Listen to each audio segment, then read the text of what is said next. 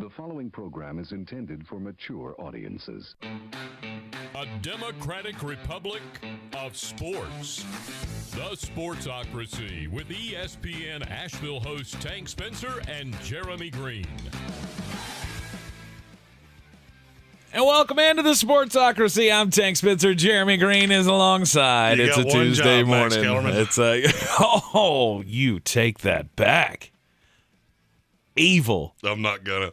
Evil. I see how it's gonna be. Solely All right. because of that little hand motion movement. He was like, you did just a minute ago. That's my one goal every morning is to figure out how I can either gross out or make him spit coffee. See, that's what you get. Dance with the devil. You're gonna get the horns. I don't know. That didn't make sense, but I mean, yeah, leave the analogies to me. I'm better at it. You're so much better at it. I am. Welcome into the program, everybody. We are in the Wicked Weed studio, wickedweedbrewing.com. Drink different. Yeah, go check them out at wickedweedgear.com. You can get you a nice little hat like this. So it's very comfortable. I've got a shirt on underneath this, but it's cold in here for the first time ever because it's rainy and disgusting and god-awful outside. Yeah. It's going to be one of those things halfway through this show, though. That temperature's going to rise, and you're going to wish you didn't have that on. No, I think I'll be okay. You think it'll be okay? I think I'll be okay. Monday Night Football last night, the Kansas City Chiefs, New York Giants, 20-17. We'll recap the entire game for you, and also, hey, it's waiver wire day, so we'll give you the waiver wire pickups for Week 9 in the NFL, as well as your buy-sell holds for this week in fantasy football. Again, welcome everybody into the chat. Don't forget, you can check us out now twice a day here on the feed. Also, today we're going to be doing our first last call. That's going to be the 30-minute special extra content that we do here and there after each and every show, and that's where we're going to pay off the weekly disaster bet. What are you calling it? What name did you come up with? I don't know. We've got a lot of things that we need you guys to name. That's true. The first one is our YouTube membership club. I have gone back and forth between a lot of things. It's something degenerate related. I just don't know what. Mm-hmm. And this very well may tie into a beer later. We've got a lot of plans that will come with this, but we need a name. We need a name for the group here on YouTube. Degeneration Nation. That's too much. It's too wordy. Yeah, it's too long. Because that makes you like Triple H, and I just don't buy that shit. If we do anything with the word degenerate in it, yeah. Then we need an X-Pac and just all the bullshit. And I don't want to do that. Brian Haynes. Brian Haynes can be X-Pac if we ever see him again. Yeah, that actually would. You know what? That holds. Brian's a little bigger than him, but he is a little bigger than him, just by 190 pounds. Yeah, something like that. Anyway, welcome everybody into the chat. Yeah, we're gonna do the payoff of the wasabi bet. Yeah, we didn't later want on him this to actually afternoon. vomit on air. We felt like that would probably be bad. If he might, because there's a very real possibility that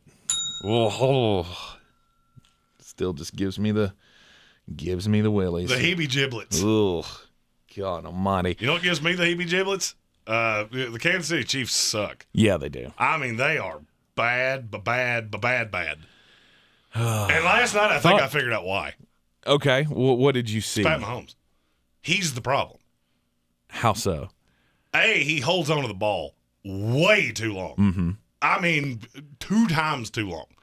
I saw multiple times last night that the protection's not good. Orlando Brown is terrible.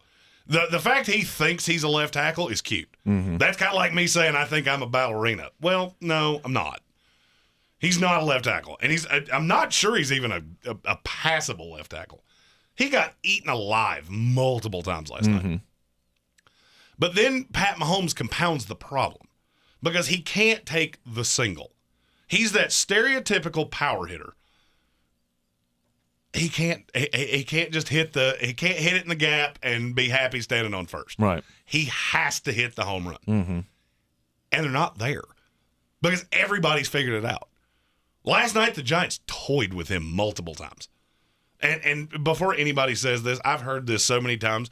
If you don't understand that false start was or the offsides was a free play and that's why he threw that, I can't help you. Oh, the interception. Yeah, he jumped all over me this morning when I said he got bailed out by the offsides on that interception. And I mean, once you explained it, it made sense. It's free play. Aaron Rodgers does it 4 times a week. He got the guy offsides, and the bad thing for Mahomes is that was the first route concept where they didn't have anybody going deep. It's the first time they've done it all night long. It just so happened to be they got Jimenez off to jump. Mm-hmm. So he threw it to the deepest receiver. That's what you do. Yep. But I heard Louis Riddick say, he got bailed out. No, he didn't get bailed out. Dum-Dum jumped off sides, and he went, where's the deepest receiver? Oh, shit. It's you. Let's try to fit this in here to you. He tried to fit it in the hole, and it did not fit. That's always a problem. It is a problem. You never like to have that problem. It's always a problem. 20-17 was the final score. Patrick Mahomes did not look up to his standards yet again. And now it's the question of and the Giants. Did you notice the Giants did it a lot last night? Where suck. Yeah, they suck a lot. No, they're just not bringing extra pressure. They don't have to. Because you're getting home with 4. Yeah, so what the hell does it matter? Yeah. They're not bringing extra pressure, and they're dropping as many back in coverage as they possibly can. Hell, down at the end of the game, they had one offensive line or one defensive lineman, 3 linebackers, and 7 back. Hold on, we have breaking this. Ooh. Don't hit that fucking button. I want to hit the button. Michael Whiteside has officially named the bet of the week. Okay. It's the torture ticket. The torture ticket. Done. There we go. It's pretty good. We walked into this needing 3 things named today. We've now hit 2. The after show will be called Last Call. Mm-hmm. The bet of the week will be called the torture ticket. Mm-hmm. And now we need a name for our group of our Randy band of misfits and degenerates here on YouTube. Yeah. A name for the subscriber group. Yes. So as talk you can amongst see, yourselves. There's a cute little join button underneath here. If you're a member of the Patreon, don't click that. I have a call at 11:30 today of how to tie those 2 things together. So you're going to get that anyway. There's not really a website that goes, hey, this is how you do this. So I set up a call with somebody that has done this. I know it's possible, and I will make it work. But now if you're not a member of the Patreon, feel free to click the join button. Be our first member of our to-be-named AA meeting for sports. And wow, the bet paid off. Did you see this? Yes. Somebody bet on Mike White to be the leading passer in the NFL this week. Yeah, that and dude won has $125,000. That dude has way too much money. I mean, betting $1,000 on Mike White to lead the NFL in passing yards. Tell me you have too much money without telling me you have too much money. Right. Found it. But good for you. He was trying to sell that thing aggressively last night too. Absolutely. It was on prop bet, and I swear to you, I think I saw the number come down like 9 times. Mm-hmm. He was willing to sell it by the end for like $75,000. I'm gonna make you eat that ticket. Sorry, I'm gonna. Well, he didn't. He didn't. He kept it, and he won. Yeah, which was rare. But yeah, I mean, at some point you got to be willing to walk away from the deal, and I'm gonna make you eat that ticket. And when he said he didn't hedge it, I went, "Yep, I'm out." Yeah. If you're too stupid to hedge to not hedge here, I can't help you. If I had a nickel for every time I've heard somebody say that to a ticket scalper, I'm gonna make you eat that ticket. You go give it to me for $25, or you're gonna eat it. And I'm not putting my money on Mike White being the leading passer. Well, he was. Just throwing that out there. I mean, as long as Patrick Mahomes continues to be pedestrian, I just didn't think it was going to happen. And here's the thing: this is not a playoff team. No. And have you seen the schedule? Mm-hmm. They play 0 teams the rest of the year with a losing record. Yep. Not one. They got 3 playoff contenders in a row coming up here that they probably going to lose every one of those games. And you struggled with the Giants. Mm-hmm. You struggled with the Giants, and now you get the Packers, the Raiders, the Cowboys. Yeah, that's going to be a tough 3-game stretch. You very well could be 4-7 after the next 3 weeks, and I hate to say it. I didn't think I'd come to this, but I think I'm officially off the Kansas City Chiefs being able to rebound from this thing. As you should. As you should. I saw Adam all I Black needed said to see. this is why you don't pay your quarterback $500 million. Yeah, you want me to tell you the sad part of this? That contract hadn't even kicked in yet. Yeah. Hasn't even kicked in yet. But there's not a single person that wouldn't have done it. If you were in charge of the Kansas City Chiefs a year ago when they signed that deal, there's not a single person that wouldn't have done it. No, and he'll be fine in time. But there is a reason that NFL teams don't just sign track stars to go play receiver. Because there's more to the position than that. That's one of the reasons that they cannot block, because they don't have a receiver on the team I think Josh Gordon's the biggest receiver on the team, and he's 6'2". Right. They don't have anybody that can block. They're having to play 2 tight end sets constantly with Blake Bell, who played quarterback at Oklahoma. It's just not good. The whole thing looks disjointed. It's ugly at best. I mean, that's the nicest way I can say it. It's ugly at best. And now you look at that schedule moving forward, and you just go, sweet Lord. They play the Packers next week, loss. At the Raiders, loss. Cowboys, loss. The Denver Broncos, who don't have a losing record, and that makes my head hurt. You'll win that. Probably lose to the Raiders again, lose at the Chargers, lose to the Steelers, lose at the Bengals, and get another one with the Broncos. Yeah. I literally think this team will be 7-10 at best. Because I just don't know how you fix it. Right. You've got a quarterback that holds on to the ball too long, a line that can't withstand that, and so now you're trying to break. It's almost like trying to break a horse of exactly why they're a good show horse. Right. The reason that you were so good is that you could escape the pocket and do all these things. Well, now they figured you out. Yeah, and now it's every team can use your greatest strength as your greatest weakness. Of, well, guess what? We're not going to pressure you into making quick decisions. We're going to give you all the time in the world to think it out. Think it out, buddy. Plan that out. And you saw it last night. I mean, I guess there was one throw sticks out in my mind where he did that, sidearm thread it through their armpits bullshit. And that works every now and then. But for the most part, against NFL defenses, they've figured out we can just let you make the decision. And you know what? You've already shown that. Well, your wide receivers have already shown that they can't hold on to the ball all the time. Because he had another one. He had another tip pass interception last night. I mean, here's one of the biggest problems that you run into. This is a lot like being an asshole as a guy. As a guy, if you're the asshole guy and it works, and for whatever reason, you meet the pretty girl at the bar and you're a dick, and for whatever reason she goes, yeah, that.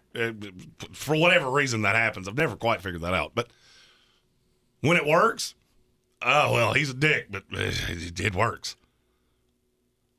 When you're not, you're just the sad dude going home with a bottle of Jergens and a McRib. And that's exactly how I'm looking at Pat Mahomes right now. It sounded like he spoke from experience on that one, didn't it? No. Not much of a do-it-yourselfer. There's been You're just a take whatever comes. I'm not kind of a guy. Look, I never watched Bob Vila videos, so DIY was never my thing. So you go out hunting for a 9 to 8, and if the end of the night it hadn't worked out, I'll settle for the 5 to 6. I was a virgin when I met my wife.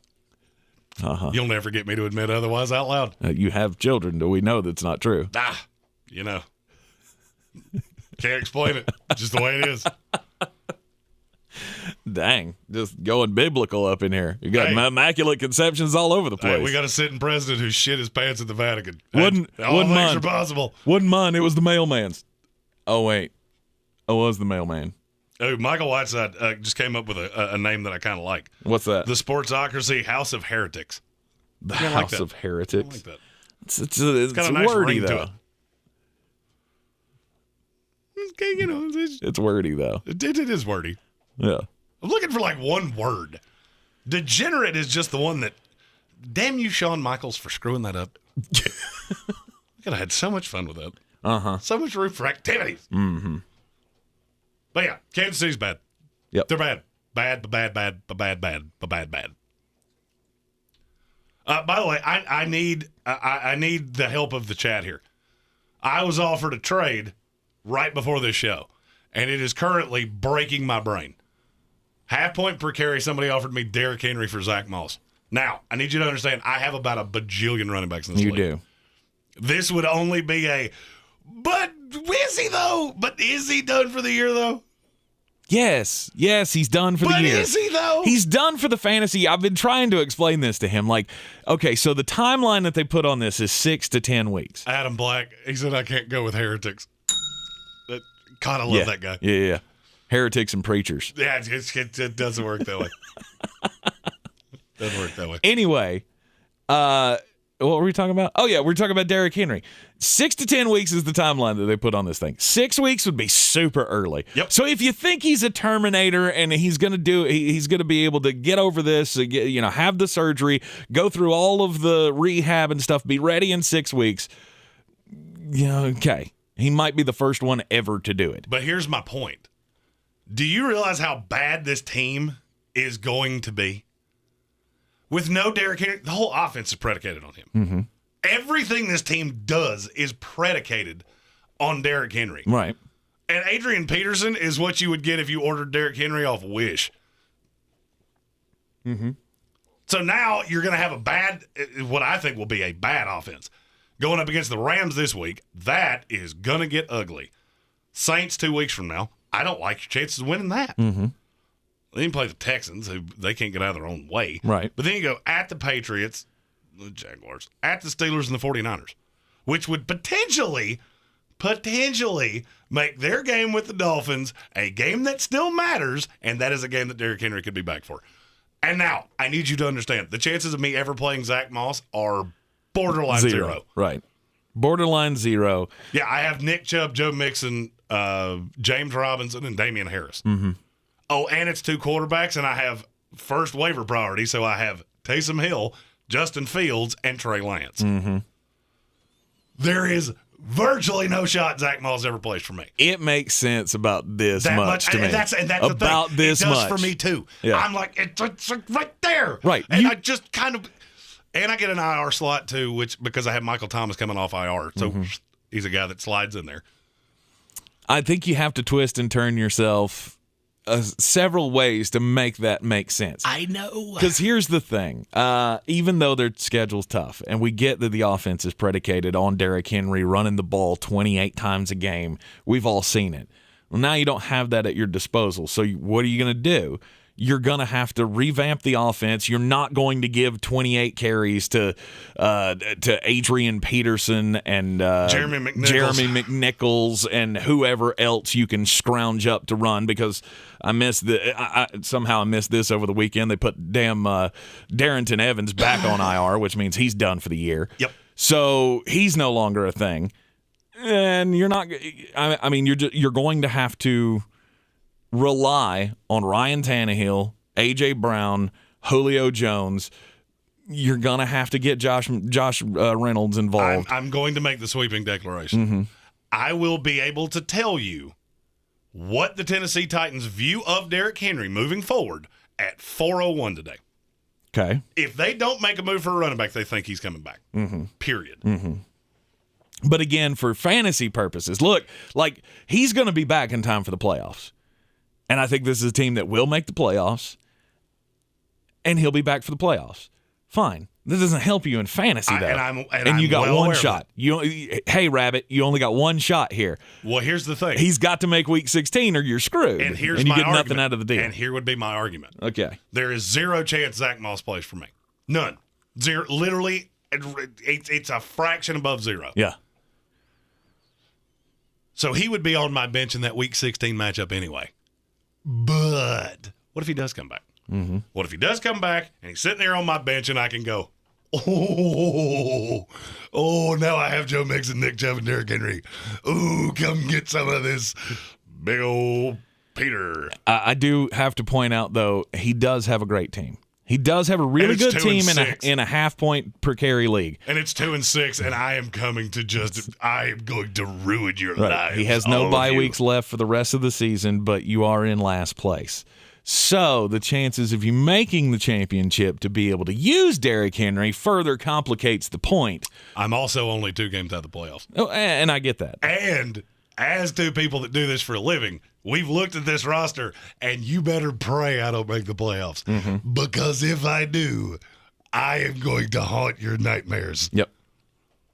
I'm also the reigning champion of this league, so I went a little aggressive draft-wise. Plus, I can't emphasize this enough. By the end of it, I was – oh, wait, hold on.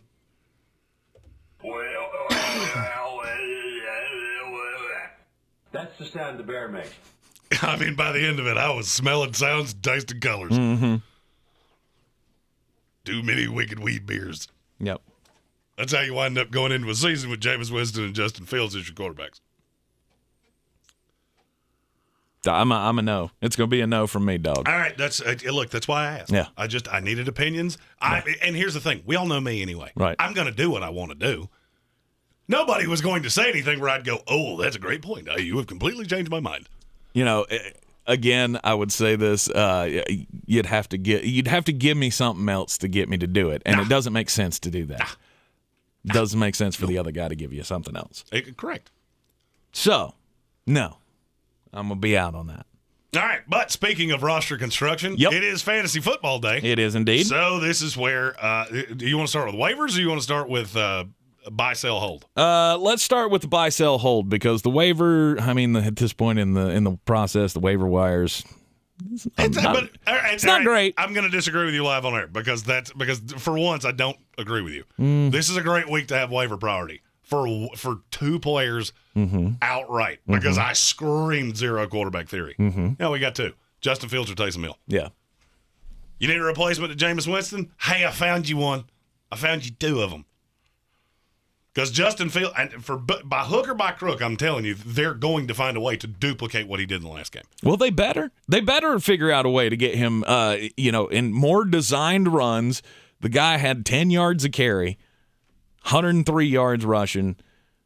You know, he hasn't thrown for over 200 yards but once this year, and I don't know that he's going to. His struggles are going to continue. But if I can get 178 and a touchdown, maybe 78 and a touchdown of him rushing, I'm all the way in. And I think you're going to see that a lot. I think you will see a lot of that moving forward for Justin Fields. Here's the other thing that I think you really need to think about. They play the Steelers this week. That may not go great. Ravens, that defense real good? No. Off and on. No, it's not. The Lions, is that defense real good? No, it's not. Cardinals just lost their best defensive player. That defense, real good? No, they struggle with the run. There you go. Packers, Vikings, who just lost their best pass rusher. And here's the thing that this is what just really sucks it down for you. Fantasy playoff weeks. Who are the 2 best teams you could possibly play in the fantasy playoffs? The Jaguars and the Texans. Nope, you got both of those wrong. The Seattle Seahawks, who have the most god-awful defense I've ever seen, and the New York Giants, which is exactly who Justin Fields plays. Okay. I would prioritize Justin Fields over Taysom Hill. Because and I can't say this enough, I can't promise you Taysom Hill's the starter. Sean Payton was very coy about that. And it's always been weird to me that they had Trevor Siemian on this team. He's not a third quarterback. My fear is that you're going to see Taysom Hill's role expand, but stay the same. But if it doesn't, then he's an elite back-end quarterback 1.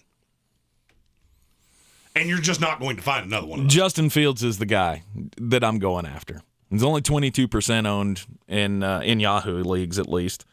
And God, I really don't want to have to pull the trigger on Taysom Hill. Random sales guy may have just named our YouTube membership club. Okay. The Gentleman's Club. The Gentleman's Club. I don't like Sausage Party. That's nah. Gentleman's Club. I like it. That's a front runner. Yeah, it's pretty good. That's definitely a front runner. If you're not seeing the chat, it was Gentleman's Club, Sausage Party, Angry Beards, Keggers, and Drunkards. I mean, a lot of those fit, but there's only one that I saw and went, yes. Gentlemen's Club. Angry Beards is that's a touchy subject. Jason, the growth of facial hair. There's some of us who can't do that. Yeah, because there's more hair in my hat than there is on his entire head. Yeah. Jason Trump said, "Is Matt Nagy still the head coach on the sideline of the Bears?" Yeah, for one more week. Mm-hmm. Because here's how this is going to go, and I am so confident this is how this is going to go. They play the Steelers this weekend. They are going to get scattered, smothered, and covered.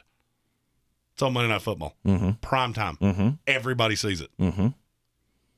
Then what embarrassment for Matt Nagy. Yeah. Then what happens? Bye week. Oh. I think Matt Nagy in the bye week. I think Matt Nagy has one more game as head coach of this team.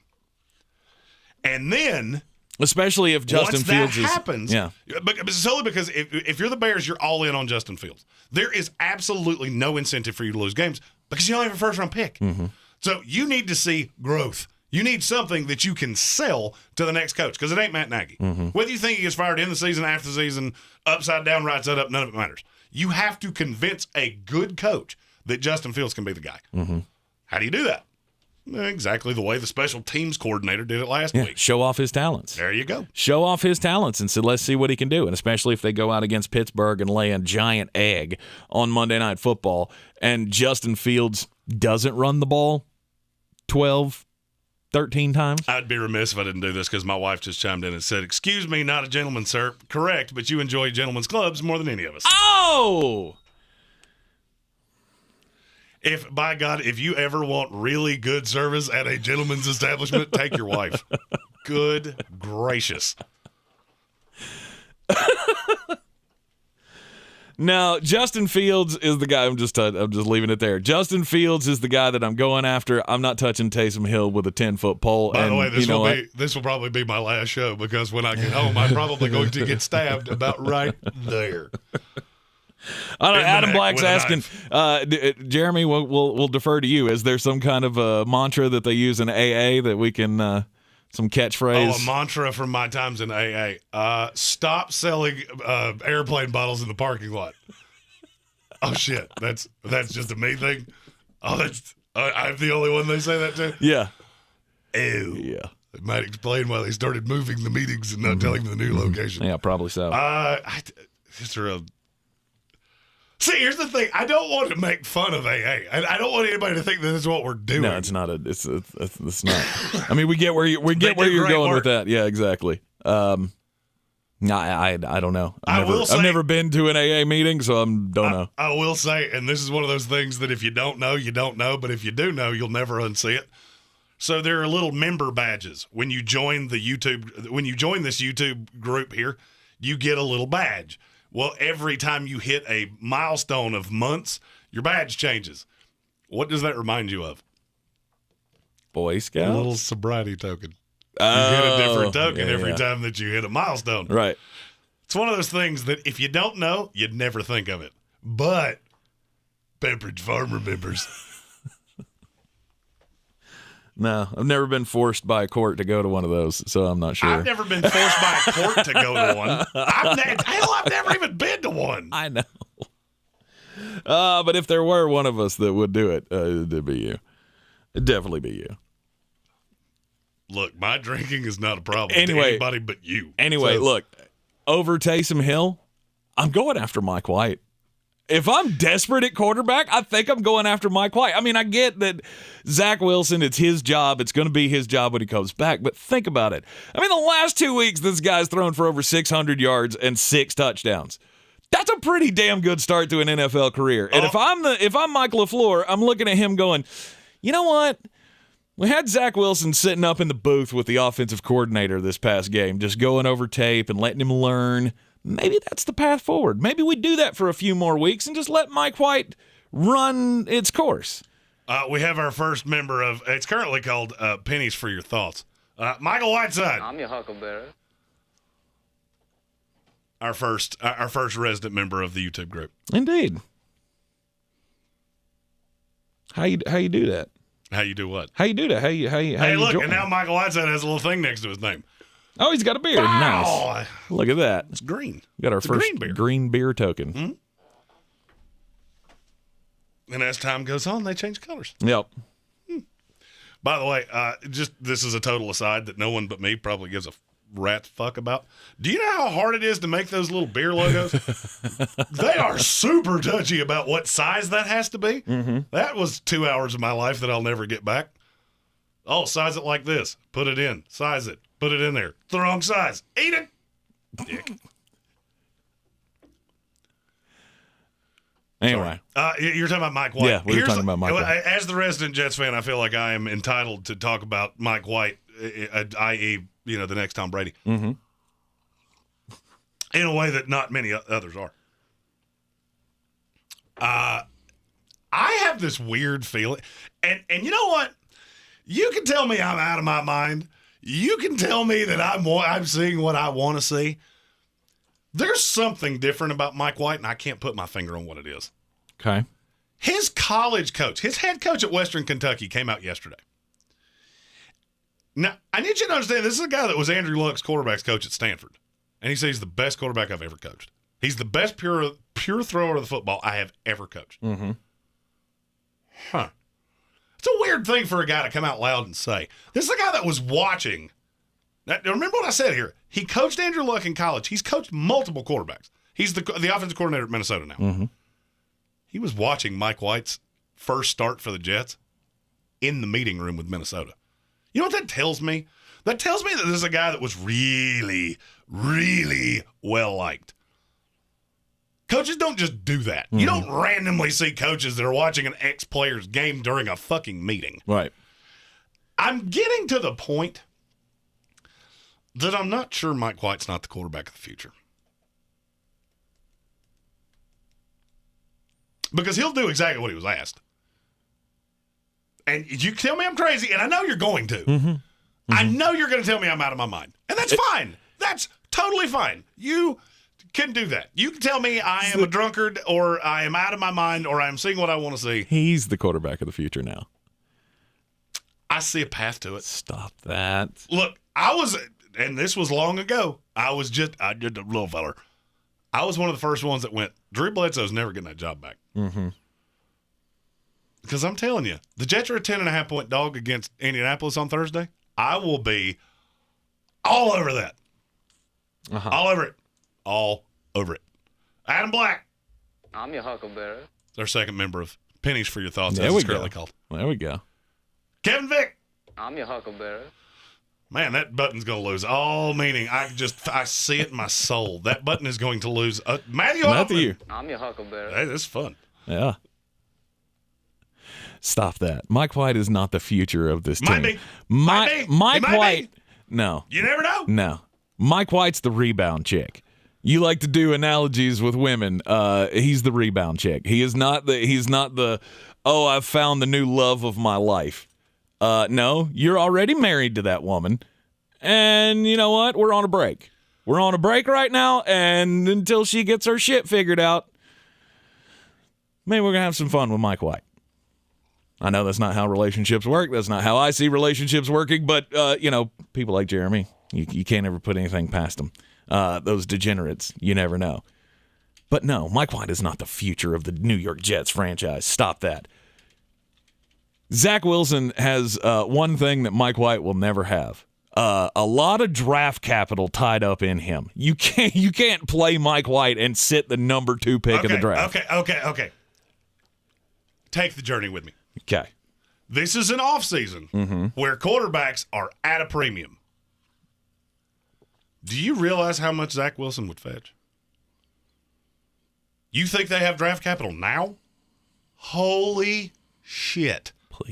Please do this. Philadelphia Eagles they'd give all 3 of those picks. Mm-hmm. Straight up, they'd give you all 3 ones for him. And then the Jets will have 5 top 10 picks. Giggity you.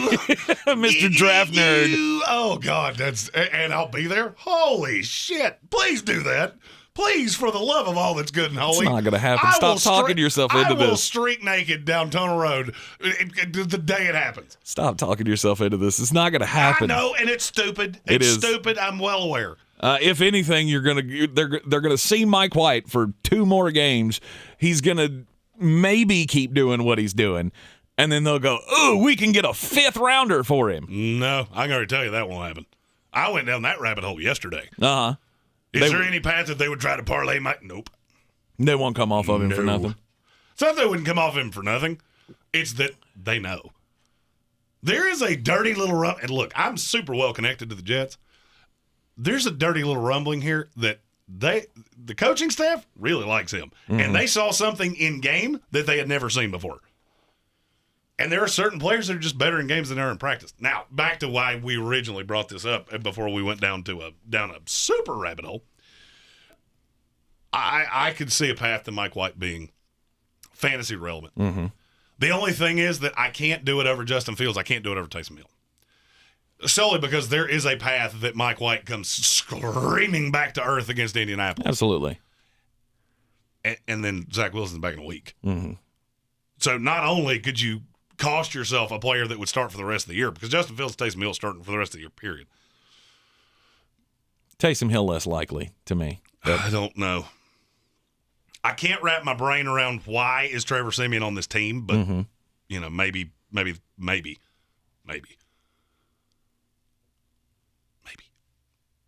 I could get down with Mike White. You have to be in a deep league. 2 quarterback deep league, something like that. But yeah. I could get down with Mike White. Okay. Other waiver wire pickups, let's go to running backs. Adrian Peterson, he's number 1. That's you have to. You have to. You have to. This is a team that's predicated on running the ball. Darrington Evans is back on IR, mm-hmm. and Jeremy McNichols is not a running back. Mm-hmm. He is a receiving back. Yep. So the good thing is that the trade deadline is before you have to run waivers. Because I have a funny feeling Adrian Peterson is not going to be the only running back you see added to this team. No. It's just call it a hunch. Mm-hmm.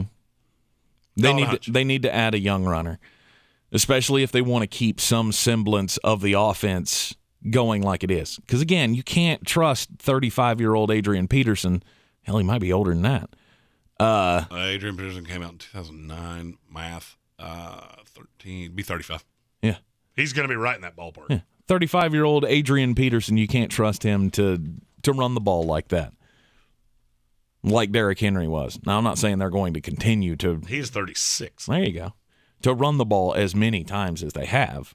You can't do that anymore. But, I don't know. Adrian Peterson, I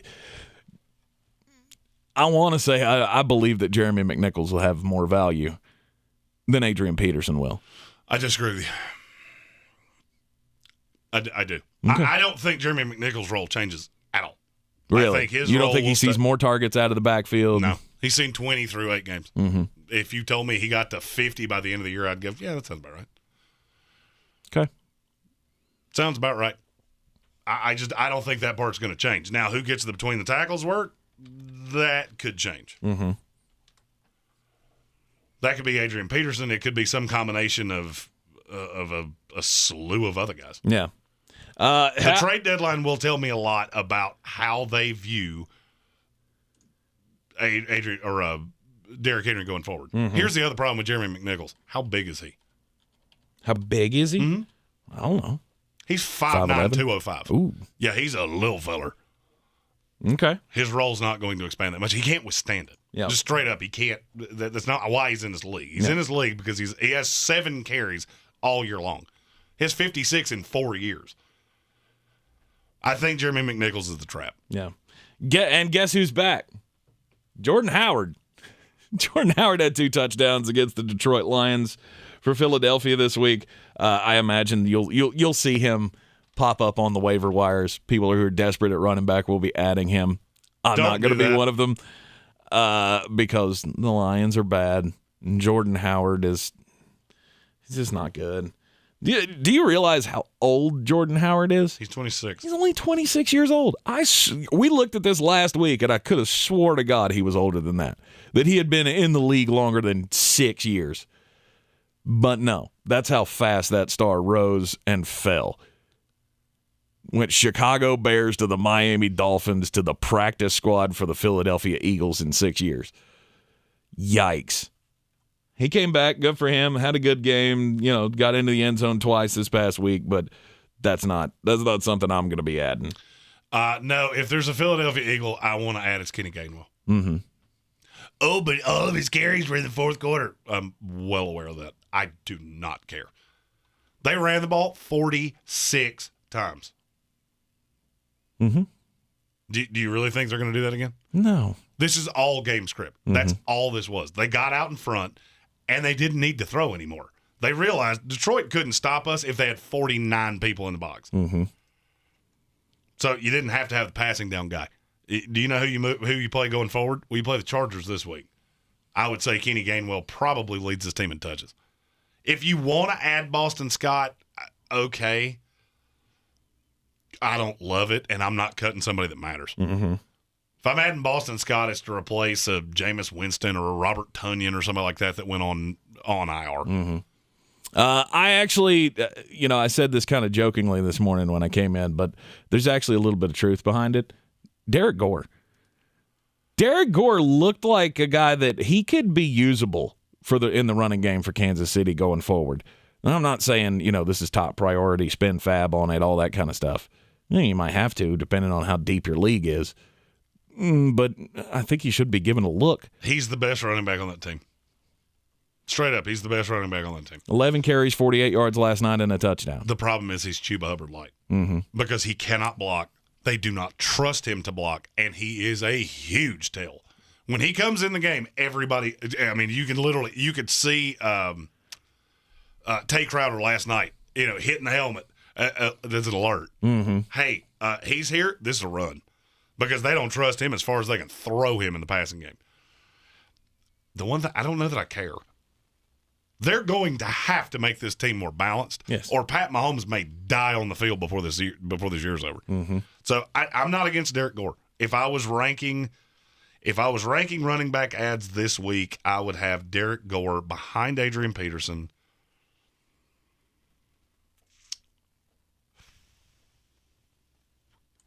And probably behind Carlos Hyde, but that's it.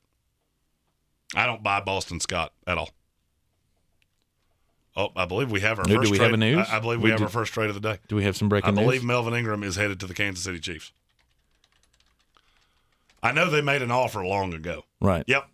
Melvin Ingram being traded to the Kansas City Chiefs for a 6th round pick. Wow. All right, so they get some help on the defensive side of the ball. Let's see if they could add something on the offensive side of the ball. Not so sure that the pass rush was the thing that helps. I mean, I'm sure it's going to help any team to bolster your pass rush, but don't know if that's the first step to fix your ills. Well, that's the deal that's been talked about for weeks. Mm-hmm. Kansas City made an offer 2 weeks ago. Pittsburgh did not want to trade him within the conference, but I'll be honest with you, I think they looked at Kansas City last night and went, you're not a threat to us anyway. Right. TJ Watt would kill Pat Mahomes. So I think it just got to a point of, hey, we'll get something for nothing. Yep. All right, wide receivers on the waiver wire this week.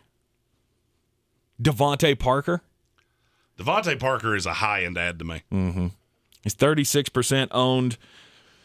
He came back after a long absence and got, 8 targets? Immediately picked back up where he left off in that offense. Had a good 8, depending on your scoring system, PPR was 18 points this week.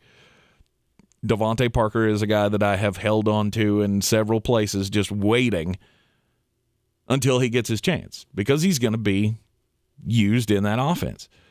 So, Devontae Parker, I agree with you. I'm not with you on Brandon Ayuk.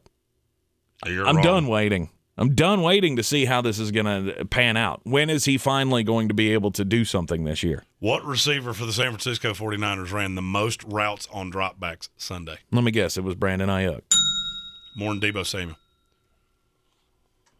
If you keep doing that, eventually some gravy's going to spill over on your taters. Does it require Trey Lance? I don't know. Mm-hmm. But I'm telling you, he should not be readily available on waiver wires, and he is. Oh, yeah. Because most of us gave up on him last week. Yep, and you shouldn't. 51% owned right now in Yahoo leagues. So he is widely available. And yeah, if you're in a league with me, I probably dropped him last week. I'll tell you another guy. And that's usually when all this happens. Oh, 100%. I actually asked Hank, hey, who did you drop for your waiver pickups this week? Cool, I'm going to go get all of them. Yeah.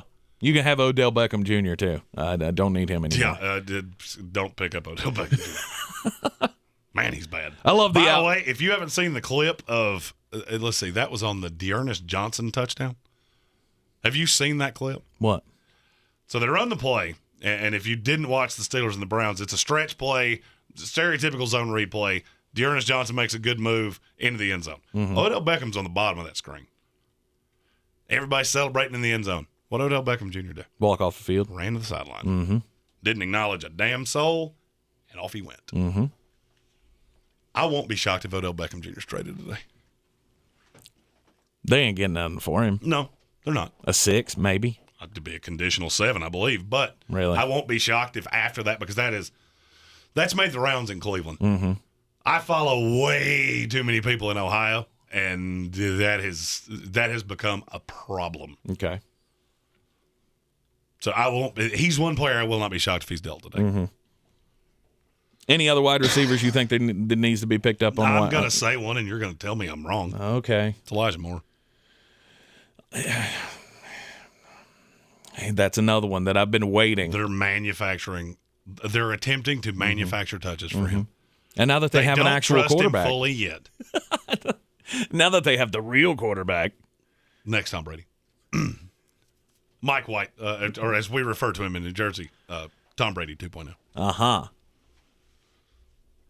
He's like the sequel to Tom Brady. He's back, and he's pissed. Uh-huh. This summer, Mike White. He's everything the New England Patriots wanted Mac Jones to be. Is that what you're saying? Yeah. I'm gonna say Jets history should tell you that's not true. Mike White, Brandon Frazier, Pauly Shore, the franchise. Stop that. Elijah Moore, sure. There are two more that I've said these names so many times that I don't think.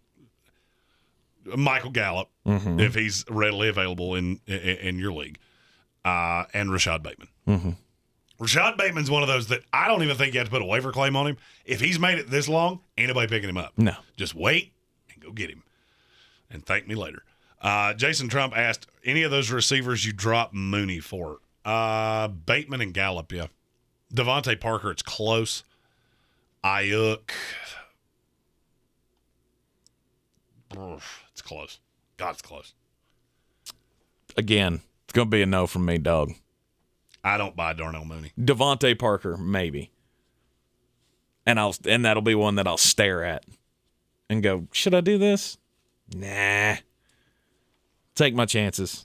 Take my chances that Justin Fields can start getting him the ball.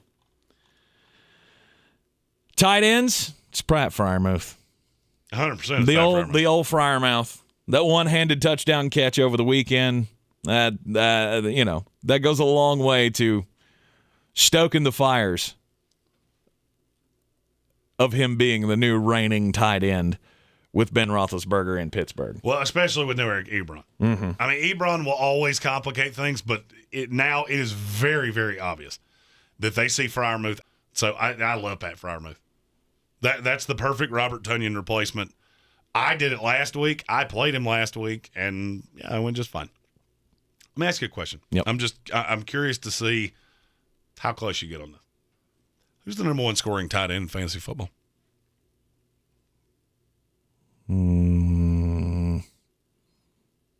It's not Kyle Pitts, but I think he's close.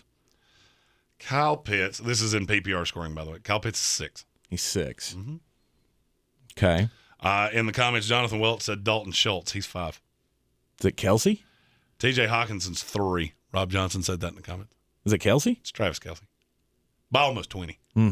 I've heard so many people say, oh, he's been a bust. He's still been the best tight end in fantasy football. Tight end? His bust is still the best tight end in fantasy football, and it's not all that close. This was the year that you convinced me about tight ends. Yeah, tight ends are a priority. Get one of the top 3.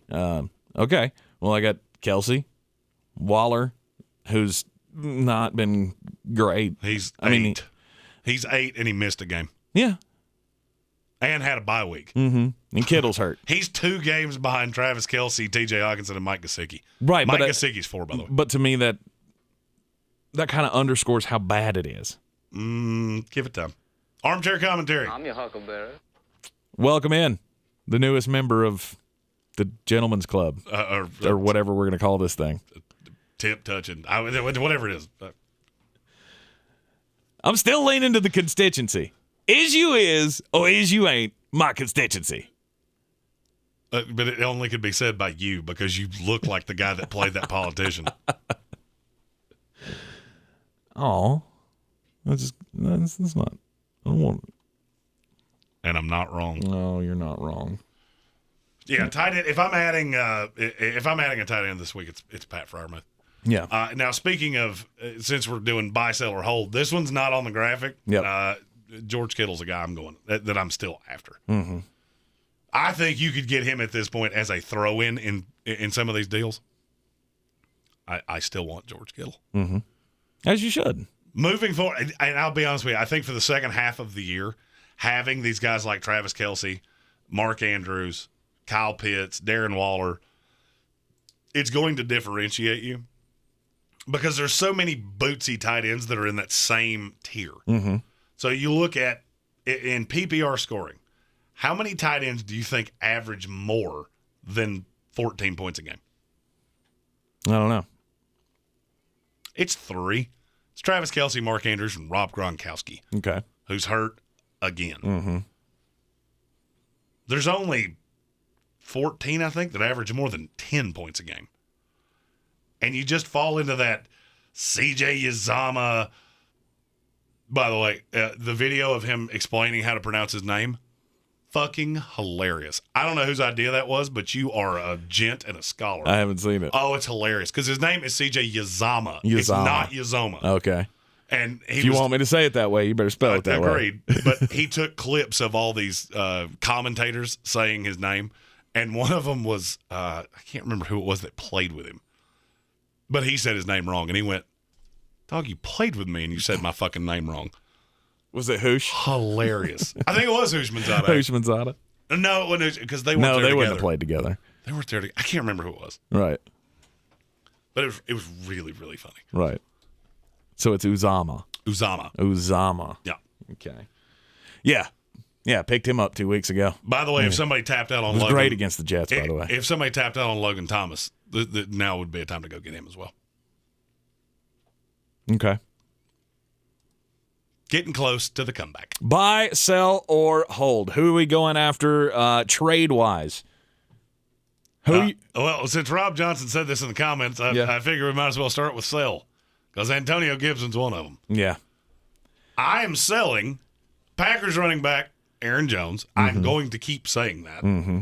I said it last week, and I'll keep doing it. Yeah. I'm selling Aaron Jones. I'm selling Antonio Gibson for whatever I can get for him. Mm-hmm. I think Jared Patterson has actually passed him on the depth chart. I don't think anybody wants to talk about it, but I think Jared Patterson's passed him. I think it's tied to the injury. It's not tied to talent because he's more talented than those guys. It's got to be about the shin. He is, but if you remember, when Antonio Gibson came into this league, I told you there were issues with him that I could not wrap my head around. Mm-hmm. It bothers me when a player played running back or played receiver in college. You haven't gotten the reps at running back, and that's a different position. B, he has that basketball player's body we've talked about. And C, he's not a very good receiver. That's hard for me to wrap my head around. The thing that got you into the league, you're not good at. Right. And between the tackles, Jared Patterson's a better running back, period. And to me, it's not even debatable. You watch the tape, it's abundantly clear. You can say, oh, it's because of the injury. I don't care why it's happening. Right. It's no doubt the case. Jared Patterson's the better running back on this team. Now, do I think it's that way forever? No. Do I think it's that way for the rest of this year? Yep. Yeah. Because this team has nothing to play for. No, they don't. And you look at the schedule coming up, and there aren't very many nice teams that they play where they go, that's going to be a rebound spot. Yep. There are a lot of question marks on the schedule coming up for Antonio Gibson. This is the one on your list that I agree with. This is the only one that I would be selling on. Okay. The other two I would be holding on. All right. Defend why you would hold on to them. Aaron Jones, because he's Aaron Jones. I get A.J. Dillon looked like the better runner. I get that he out-carried him in the last game, but he was also used as the receiver. He had more touches than A.J. Dillon. Mm-hmm. He outgained him handily. 40 yards, I think, was the difference between the two of them, between rushing and passing. Uh-huh. Aaron Jones is a focal point for this offense, and it's not going to change. You done? Yeah. All right. Let's play a fun game. Aaron Jones through 8 weeks is where in terms of touches in the NFL among running backs? I will say he's at 14. He's 7. Okay. A.J. Dillon has 80 carries, or has 80 touches total. Mm-hmm. He had 3 combined in the first 3 weeks. 3. Mm-hmm. Aaron Jones' touch total has gone down every week except last week, and that's because they didn't have a receiver on the team. Mm-hmm. What can you get for Aaron Jones right now? Give me just a theoretical offer, because I have one. Darren Waller and DeAndre Swift. Okay. And I think people would do it in droves. And I would do it in a freaking heartbeat. You can get them both for Aaron Jones. Especially after DeAndre Swift was a little poopy last week. Yeah. I think you can get them both. And I'd rather have DeAndre Swift straight up. Here's why I say this. I'm not saying Aaron Jones is going to suck. I'm saying you can get better value by trading him than keeping him on your roster. Rank Aaron Jones the rest of the year. Where would you have him among running backs for the rest of the year? Because I'll guarantee you my number's higher. And I think once I tell you who's in front of him, you'll go, huh. I'd say 6. All right, so who's he behind? He'd be behind Jonathan Taylor. Easily. He'd be behind Austin Eckler. Easily. Nick Chubb. Easily. Zeke. Easily. And Kamara. You forgot Najee Harris. Oh, yeah. You forgot Joe Mixon, who has absolutely no other running back on that team. You forgot Christian freaking McCaffrey, who's coming back. Yeah, You forgot James Robinson. There's not another running back on that team. Here's the problem with Aaron Jones. He's getting more and more into a time split. Oh, but he's getting the receiving down work. Yeah, at the expense of the running work. A.J. Dillon is running more and more and more. If Aaron Jones is going to be a top 6 running back, he has to do both. If he's going to be a top 6 running back, he has to average that 18, 20, 22 touches a game. He's not going to. And he hasn't for weeks. And it's abundantly clear. Now, let's go one step further with that. Who do the Packers play moving forward? Let's see. They've got Kansas City. How's that game going to go? They're going to beat the hell out of them. And what does that lead to? A lot of running. A lot of running by A.J. Dillon. Who's going to do it? There you go. The next week. Seattle Seahawks. There you go. See, the next week's the Minnesota Vikings. The next week, the first competitive game I think they will have played in a month is the L.A. Rams. What do they stop really, really well? The run. There you go. There you go. There's just not a lot of games that I'm looking at going, yeah. JJ McVay, said I got offered to trade Justin Jefferson and Elijah Mitchell to get Aaron Jones and Mike Williams. I would rather have the other side of that. I'd rather have Elijah Mitchell and Justin Jefferson. By the way, Elijah Mitchell's a back-end RB1, high-end RB2 for the rest of the year. There's not another running back on that team that matters. By the way, you remember that thing I said about Trey Sermon? Stick with me, kid. I'll show you the ropes. I'm pretty good on running backs. You can get me on an LSU wide receiver every once in a while, but if I say some shit about a running back, you might want to listen to me. Right. No, and see, that's the kind of deal. That's the kind of deal that people are gonna try to get. I don't think it is. I don't think it is. I think there are a lot of teams that will look at Aaron Jones and go, "Oh, he's been so good. I got to have that no doubt RB1." I'm not positive he's an RB1. I see, but I have him at 13. Just straight up being honest with you. And name me the running back that you would rather have him than.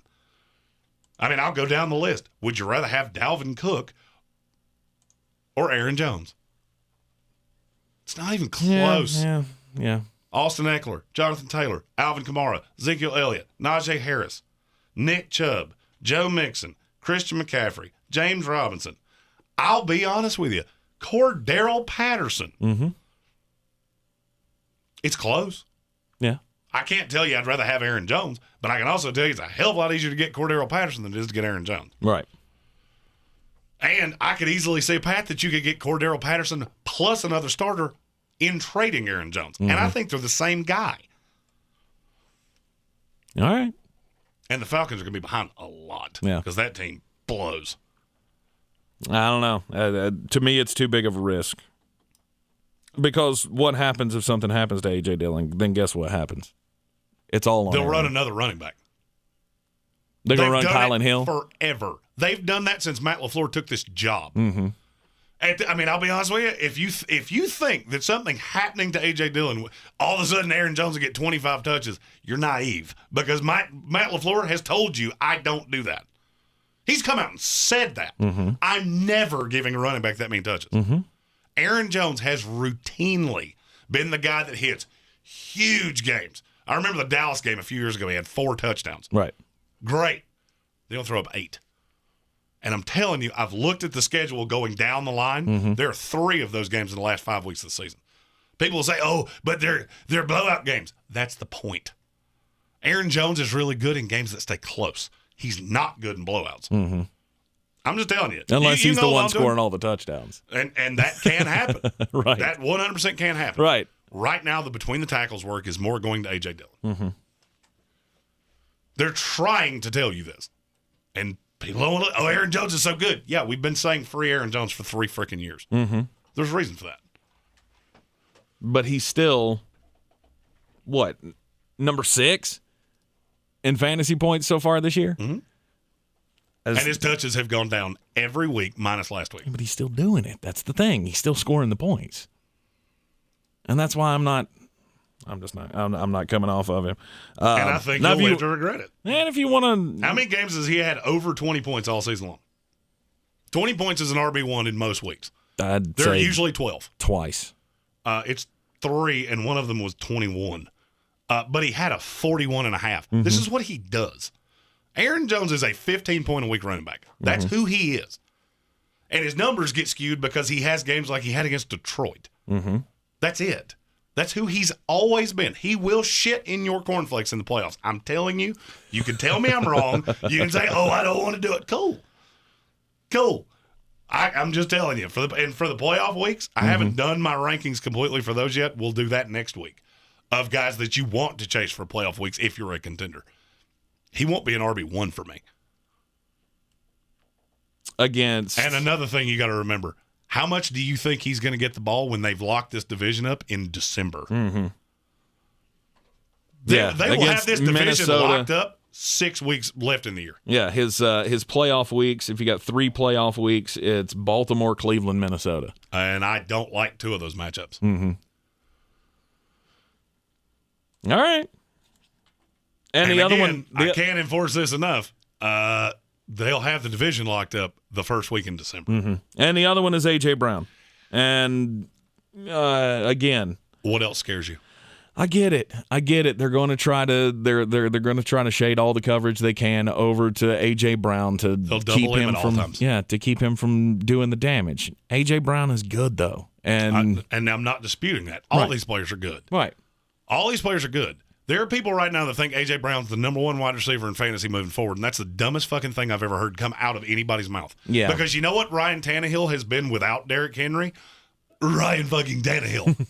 Right. And so now you think that you're just going to trot out Adrian Peterson, who kind of looks like Derrick Henry, and that's all just going to continue to work? Mm-hmm. No, because I don't care about the play action anymore. I can put 6 guys in the box, and you're screwed. There is nothing you can do. Mm-hmm. Because Adrian Peterson is 1 billion years old. Jason Trump in the comments said, so Aaron Jones is the Tyler Lockett of running backs. That is the best comparison I think I've ever heard. You're overestimating that. No, I'm not. And see, I have game logs that support everything I just said. I just looked at the game logs. Mm-hmm. And when he didn't score 20, he scored 18 and 19. No, he didn't. I'm looking at them as we speak. Here's his game logs. 17, 11, 14, 9, 4. That's Aaron Jones' game log in PPR this year. So I don't know what kind of funky-ass scoring system you're looking at, but he's only broken 18 3 times. Mm. And all those were over 20, and one of them was 41.5. Okay. This is who he is. He did it in 2022. None of this is new shit. Mm-hmm. I don't know what funky ass scoring system I'm looking at, but mine's I'm looking at he did have the 5 against New Orleans. 4.2. I'm looking at this fantasy pros. This is the consensus of all PPR scoring systems. Right. And then he had a 10 and a 13. Everything else was nothing less than 19. Yeah, I don't know what you're looking at, but I mean, I'm pretty good at math. He's got 33 receptions all year long, and he's yet to break. He had 19 carries in one game. That was against San Francisco, and they've gone down every single week except last week. Yeah, 14, 13, 6. This is just 15. one of those. You can hold on to him all you want to. You're going to regret it. We'll see. We shall see. A.J. Brown, though, the last 2 weeks, he's been phenomenal. With Derrick Henry. But now there's no Derrick Henry. And so what are teams going to do? They're going to sell out for the pass. They're not going to worry about Adrian Peterson or I keep wanting to call him Jerick McKinnon. That's not it. It's Jeremy McNichols. They don't. They don't care. Exactly. Because they're mediocre 40th best running back in the NFL. But what's the story with have to do anything. What's the story with Julio? Who cares? He lives hurt. He doesn't matter? He lives hurt. Why do I care? Oh, Julio Jones, he's going to trot out there and be a decoy as he has for damn near every snap he's taken for the Titans. I don't care. He looks 70 years old. A.J. Brown is the only thing that scares me on this team. That's it. And I can double him on every single play. If you want to beat me with Julio Jones, more power to you. Because what I will most likely do is put my best corner on A.J. Brown. I'll shield the safety over the top, and I'll go, Julio, you want to have fun on my 2? That's fine. Yeah. I don't trust that Ryan Tannehill, because I'll run a flat underneath, and I don't trust that Ryan Tannehill's not going to throw it directly to me now that the play action's gone. Ryan Tannehill is one of the most accurate quarterbacks in NFL history off play action. You can't do that anymore because nobody cares.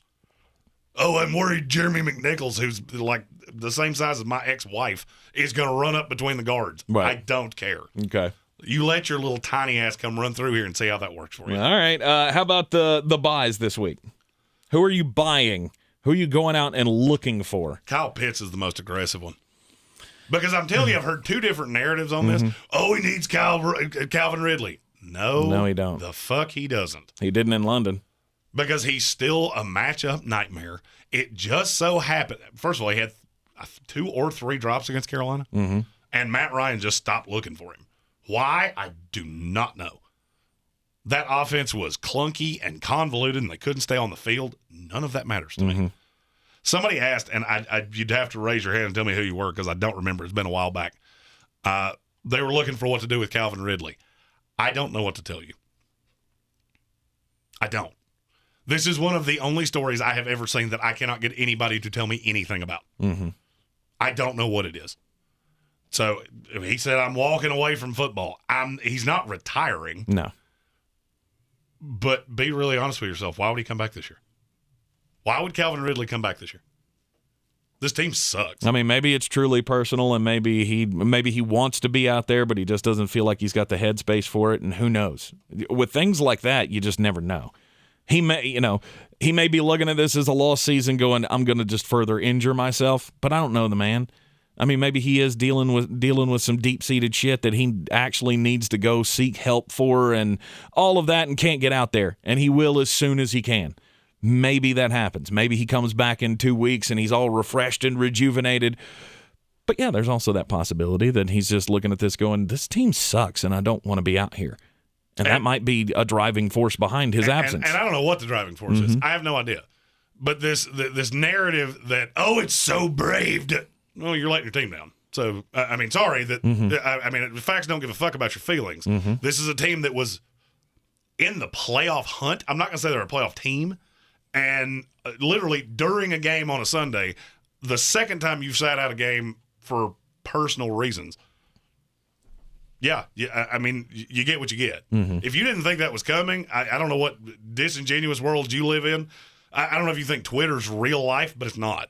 And I got news for you. There are players in that locker room going, I don't love that. Right. I don't love that you're not telling us anything. You've been away from the team.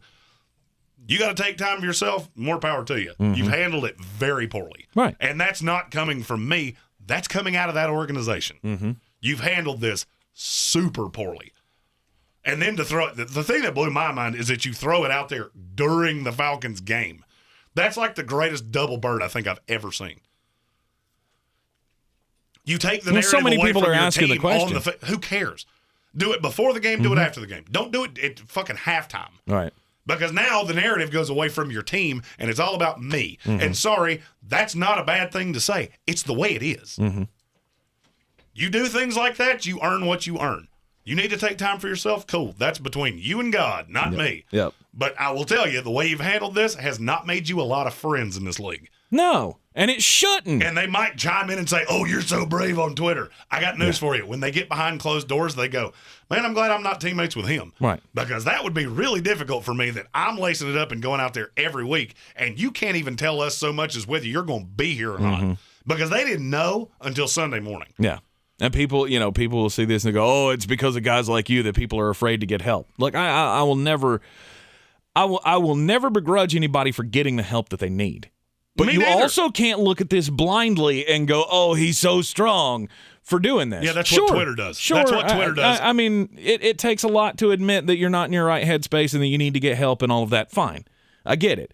But there's also, I mean, have you ever worked with one of these people that just finds a reason not to show up for work? It gets very... And I'm not even going down that path. I You mean- committed to play a team sport.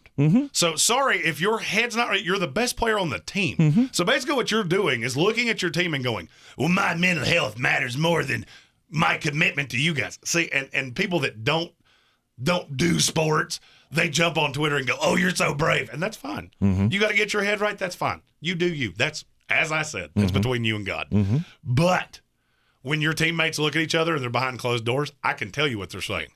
I know a copious number of guys that have either played in this league or currently do play in this league. And on Twitter, the T's and P's, a little high five that people think is praying hands, but whatever.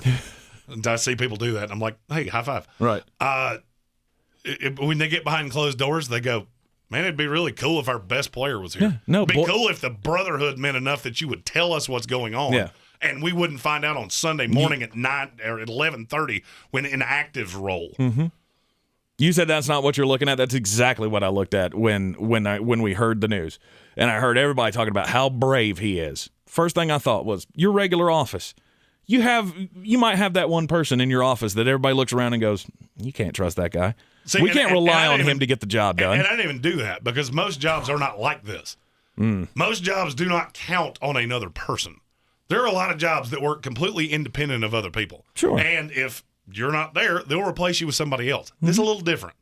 This is 6 months that you've been in the heat, in the sun, in the everything. And this dude basically just looked at it and went, "I don't think enough of you to have even told you." You found out when the inactives rolled because he called the Falcons and said, "I'm not going to be there." That's how they found that out. Yeah. So if you got to It's get like your head right, I don't know what's going on with you. I have no idea. That'd be like me calling right before the production meeting going, "Hey, I just can't do it today. It's not in my head to do it." Yeah. And we've seen how that goes for us. So Right. But I think I don't know. We're just so conditioned to celebrate people for this, but nobody looks at the bare bones bottom line of you're letting someone down when you do this. You have a job to do. Fix it when you're not here, but we need you to be here when the doors open. And if you're not here when the doors open, sorry about your luck, bro, but I don't need it. Well, I mean, and that's the thing, is that, people don't realize that Twitter's not real life. You go to Twitter, and it is the most mind-boggling minefield of bullshit you'll ever see in your life. Yeah. But, I mean, the fact that that's what he had to do, more power to you. I totally understand why some of your teammates are behind closed doors going, "Well, it'd been good if you'd told us that." Yeah. I'm with you, Kevin Vick. Kevin Vick just said in the comment section, get your head on straight on your own time. Don't take the direct deposit if you're not going to put in the work. There's a lot of us that think that way. Yep. And you know what? That's your prerogative to think that way. Absolutely. So going after Kyle Pitts, going after Justin Jefferson. I mean, do you think the owner of Justin Jefferson's ready to give up? Depends. He poopied in his pants last night or Sunday night. On Sunday, yeah. And there are some that are ready to, maybe Justin Jefferson hasn't been as good as we thought he would be. Do I agree with that? No. A lot of people are worried about Adam Thielen, too. He's been way better than people thought he would be. I'm just not overly worried about that.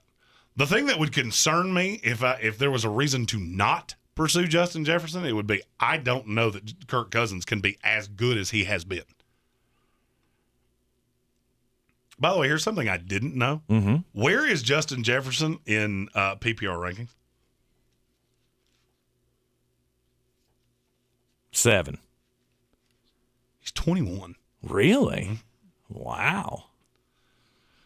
He I is. didn't He figure is. he'd be that low. The shocking thing, you look at his game logs, and he's been pretty consistent, Uh-huh. but he's never been really good. He's only had one good week all year. Other than that, he's been pretty average. Mm-hmm. But I would still be in on buying that. There's a lot of shootouts left on that schedule. Yep. And, yeah, good one, Adam Black. Good one. And then DeAndre Swift. You're buying on DeAndre Swift. Why do you, again, this is another one of those, it's been one bad week. Why? DeAndre Swift? Yeah, why do you think somebody would be giving up on him? There's a fear that the way the Lions are run, that you're never going to see anybody get a full complement of touches. It's always going to be split. And, they didn't play the fourth quarter. Okay. With no Jamal Williams, you know how many snaps he missed in the first 3 quarters? How many? It's 1. The thing is that when you see a kill spot like that, and that's what all of us saw, is that DeAndre Swift would be in a kill spot, Mm-hmm. and then they don't live up to that, people tend to jump off on that Right. and go, oh, there's no high side. I don't agree with that. DeAndre Swift's been pretty good. So if somebody's selling, I'm buying it. I'm willing to pay full price. All right, and your holds for this week. Kenny Gainwell. I'm holding Kenny Gainwell. I think that was all game script. I don't give a shit about Jordan Howard or Boston Scott. It's all game script. He's passing down back. They didn't have to pass because they're up by $1 billion. Mm-hmm. And then he gets the carries in the fourth quarter. Yeah, they're just getting him work in. Right.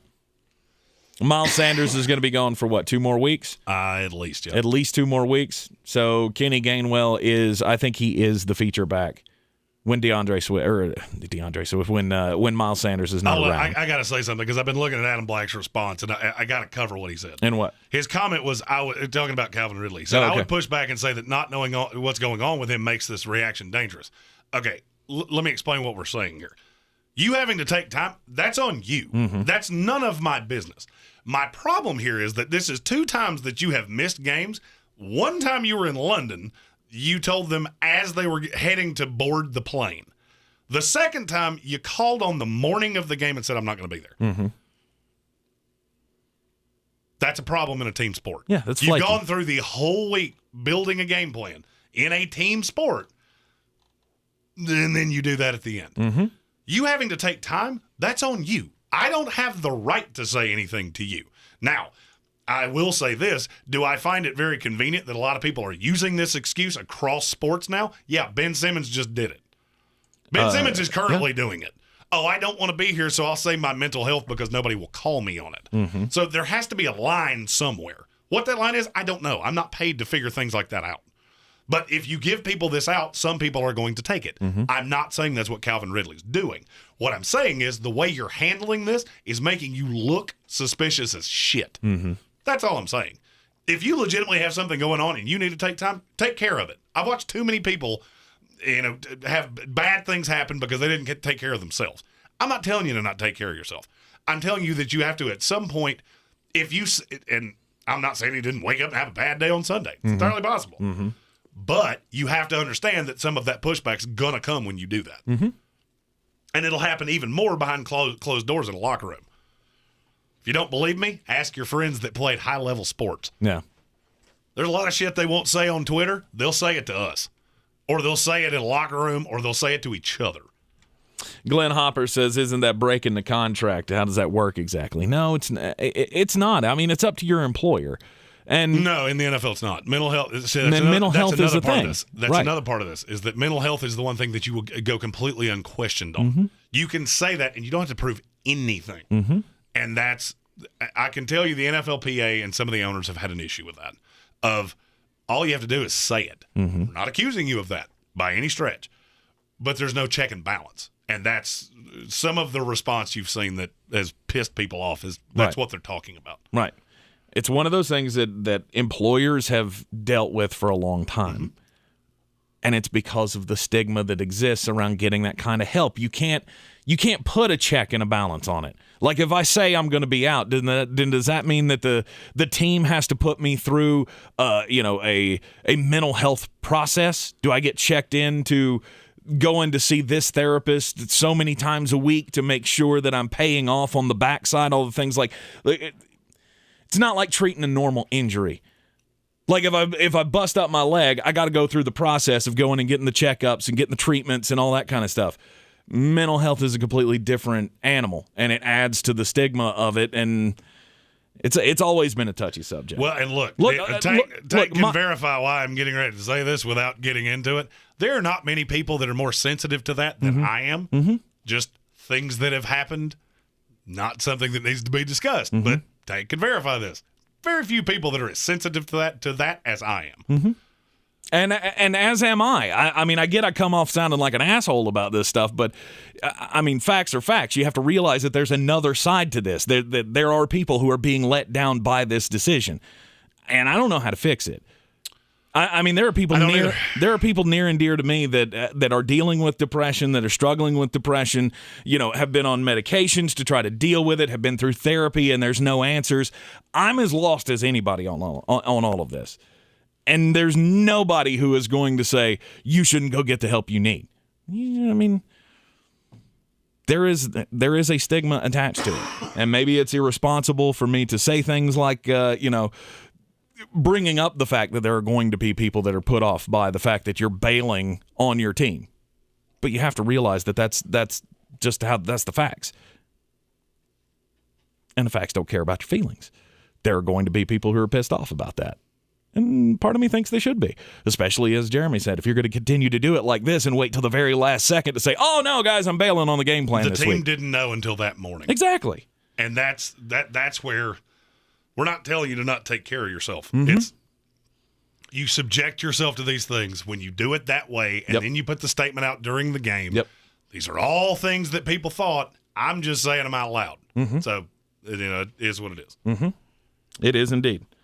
So, holding on Kenny Gainwell in fantasy, Jalen Waddle, and Michael Carter. I feel like people are going to have the burning urge to deal Michael Carter, thinking that's the biggest game he has all year, and it probably is. Maybe. I still have him as a top 24 running back going forward. Yeah, how do you... and I don't know that you're going to get that level of value for him. You've waited around this long. Why would you bail now? And I don't have a good answer to that. There are a lot of people trying to. Oh, I get it. And I also understand that if you don't like the Jets, you don't feel like this game plan is replicable, that they can continue to throw him the ball 9 to 10 times a game, that all of that's going to change. I feel like they're smarter than that. I feel like Mike LaFleur knows, hey, wait, this works. 19 catches in 2 weeks is on the high side, and that's not going to continue. No. He will still catch passes out of the backfield. They want to get him the ball in space. Mm-hmm. You got to remember, this is a young kid that is still learning how to play running back in the NFL. There are a lot of things that go into that people don't talk about, whether it's blocking, whether it's gap assignments, things like that. Mm-hmm. They don't feel super comfortable yet with him being the primary ball carrier. That's why you saw so much of Ty Johnson, why you've seen a litany of running backs through the weeks. Right. But they want the ball in his hands because they know he's a playmaker. So he's a guy that I'm holding on to. I just want to see where it goes moving forward. Mm-hmm. I don't know what it's going to look like, but I think he's going to. I have him as a back end running back 2 for the rest of the year. Mm-hmm. All right. Any thoughts on you? You didn't really expound on Waddle, did you? Jalen Waddle is a guy that he didn't have a particularly good game last week, but he's still getting target share. He's still going to have high-end games. I mean, he's a guy that if somebody sell him, I'm buying. Mm-hmm. But I don't necessarily think that's going to happen. He's just a guy that you're going to have to know. He's a deep threat rookie. Those guys can be incredibly volatile. Yep. All right, it is NFL trade deadline day. We've already seen one trade news of it come down. Melvin Ingram is going from the Pittsburgh Steelers to the Kansas City Chiefs. So we know the Chiefs are in play right now. Things are disastrous for them. I wouldn't be surprised if they were able to pull some other move before the trade deadline this afternoon. 4 o'clock, I think, is always the trade deadline. Yeah, it's 4 o'clock today. So 4 o'clock this afternoon. Well, obviously, we'll keep you up to date on all of the moves as they happen this afternoon in the Sportsocracy on ESPN, Asheville, 92.9 FM, 880 AM, and 1400 locally. Of course, everywhere on the iHeartRadio app. But what do you need that for? Because you're right here. You've already subscribed to the channel. You've already got your membership, hopefully, into the Gentlemen's Club. And we will be back here streaming this afternoon, as we do always. Want to remind you also, a little extra time after the radio show today. We're going to be doing the first last call, which is just going to be a special little just us wrap-up kind of a thing to the end of the day. We're going to leave the microphones on and run for 30 more minutes after the ESPN show. Yep, and we will be, paying off the, It's Wasabi Day. Oh, the trouble ticket. Or no, what was it? Oh, the torture ticket. The torture ticket, not the trouble ticket. That's what we do with our computers when we have something go wrong on the radio station. Yep. It's the torture ticket. We'll pay that off this afternoon. As I did it for a second week in a row. Detroit plus 3.5. Man, when I'm wrong, I'm super wrong. That's 2 weeks in a row, and if you do the math on it, he's missed it by 86. Yeah. Don't forget to check out our friends at wickedweedbrewing.com. Wicked Weed Brewing, drink different. We're always in the Wicked Weed studio, and we will see you this afternoon.